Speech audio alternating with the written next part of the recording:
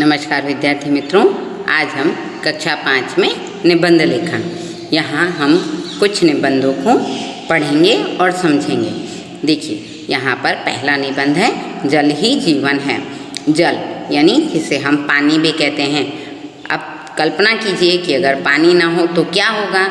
यहाँ पर जल का महत्व यानी पानी का महत्व दर्शाया गया है। अगर पानी ना हो तो हमारा जीवन संभव नहीं है, इसलिए हमें पानी का सदुपयोग करना चाहिए, उसे बचाना चाहिए। इसी विषय वस्तु को लेकर इस निबंध को लिखा गया है। अब इस निबंध के अनुसार हम अपने शब्दों को कुछ इस प्रकार से व्यक्त करेंगे कि प्रत्येक व्यक्ति को जीवित रहने के लिए जल जरूरी है। प्राणी को अपनी प्यास बुझाने के लिए पानी चाहिए। मनुष्य को अपनी ज़रूरतें पूरी करने के लिए पानी चाहिए। भोजन बनाने के लिए, स्नान के लिए, कपड़े बर्तन धोने के लिए, इन सब के लिए भी पानी की ही ज़रूरत होती है। आपको पता ही है कि अगर पानी नहीं होगा तो मम्मी खाना नहीं बना सकती, आप लोग नहा सकते, यहाँ तक कि आपके कपड़े भी नहीं धुल सकते, आपके बर्तन भी नहीं धुल सकते। तो इन सब के कामों के लिए हमें पानी की ज़रूरत होती ही है। इसके अलावा जितने भी प्राणी हैं सभी को प्यास लगती ही है, तो उन सबको भी अपनी प्यास बुझाने के लिए पानी की ज़रूरत होती ही है। तो प्राणी को अपनी प्यास बुझाने के लिए भी पानी चाहिए, लोगों को अपनी ज़रूरतें पूरी करने के लिए भी पानी चाहिए। जब मनुष्य और प्राणियों को पानी की ज़रूरत है तो फिर पेड़ पौधे इससे अछूते कैसे रह सकते हैं। पेड़ पौधे भी पानी के बिना जीवित नहीं रह सकते हैं। पानी देने से ही पेड़ पौधे बढ़ते हैं और पौधे बढ़कर आगे चलकर पेड़ बन जाते हैं। जब खेतों में फसलों की सिंचाई होती है तो उसमें भी पानी की ही ज़रूरत होती है, वरना खेतों में सिंचाई नहीं हो पाती है। इसके अलावा पानी की भाप में भी बड़ी शक्ति होती है, इससे हम बिजली भी बनाते हैं। आज बिजली की शक्ति से बहुत सारे काम होते हैं। आपको पता ही है कि जब बिजली चली जाती है तो हम कितना परेशान हो जाते हैं। हमारे कई काम तो ऐसे होते हैं कि जो बिजली की सहायता से ही हम करते हैं। तो बिजली को बनाने में भी पानी का सबसे बड़ा महत्वपूर्ण भाग है। पानी की सहायता से भी बिजली बनाई जाती है। पानी में पाए जाने वाले जलीय जंतु जैसे कि मछलियाँ और बहुत से अनेक जीव जंतु जो पानी में रहते हैं, तो कई लोगों को इनका भोजन भी मिलता है, इनसे वह रोजी रोटी भी कमाते हैं।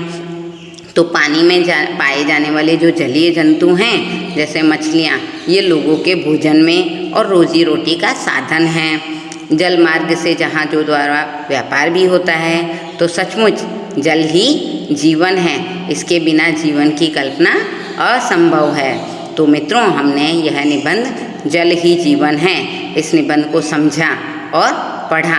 अब हम निबंध संख्या 2 और यह है बगीचा, इसके बारे में हम समझ रहे हैं। तो बगीचा, अब बगीचे में आप सभी लोग शाम को घूमने जाते ही हैं। यहाँ पर भी मैंने कुछ इसी प्रकार से बगीचे का वर्णन किया है कि हमारे घर के सामने एक बगीचा है। बगीचा यानी पार्क। आप लोग शाम को पार्क में खेलने जाते हैं अपने मित्रों के साथ। पार्क में आपने क्या क्या देखा है उस सभी का यहाँ वर्णन करना है। तो हमारे घर के सामने एक बगीचा है, वह बहुत ही सुंदर है। बहुत से लोग इस बगीचे में टहलने के लिए आते हैं। टहलना यानी मॉर्निंग वॉक या वॉक के लिए। यह ज़रूरी नहीं कि सुबह ही वॉक किया जाए, शाम को भी लोग टहलने के लिए बगीचे में आते हैं। तो बगीचा हमेशा लोगों से भरा हुआ रहता है। बगीचे में तरह तरह के पौधे हैं जिन पर रंग बिरंगे फूल खिले होते हैं। इन फूलों पर तितलियाँ और भंवरे मंडराते रहते हैं। बगीचे में कई पेड़ भी होते हैं जिन पर पक्षी अपने घोंसले बनाते हैं और उन पर हमेशा उनके चहकने की आवाज़ आती है। तो उनके चहकने की आवाज़ जब हम बगीचे में बैठे होते हैं या टहल रहे होते हैं तो वह जब हमें सुनाई देती है तो हमें मन को बड़ी ही शांति मिलती है। बगीचे के बीच में मछली के आकार का फव्वारा भी है। रात को उस फव्वारे में रोशनी की जाती है और उस समय जब फव्वारे का दृश्य होता है वह बड़ा ही मनोहर लगता है, उसे देखना बड़ा ही अच्छा लगता है। बगीचे में हरी हरी घास पर बैठने से मन खुश हो जाता है।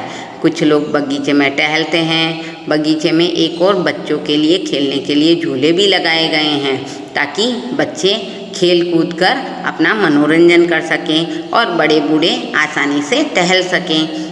सुबह शाम बगीचे की खुली और ताज़ी और सुगंधित हवा में टहलने का आनंद ही कुछ और है।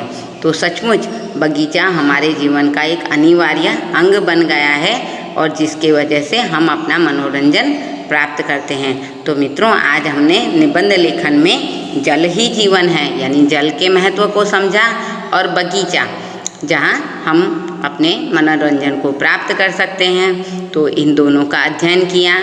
धन्यवाद।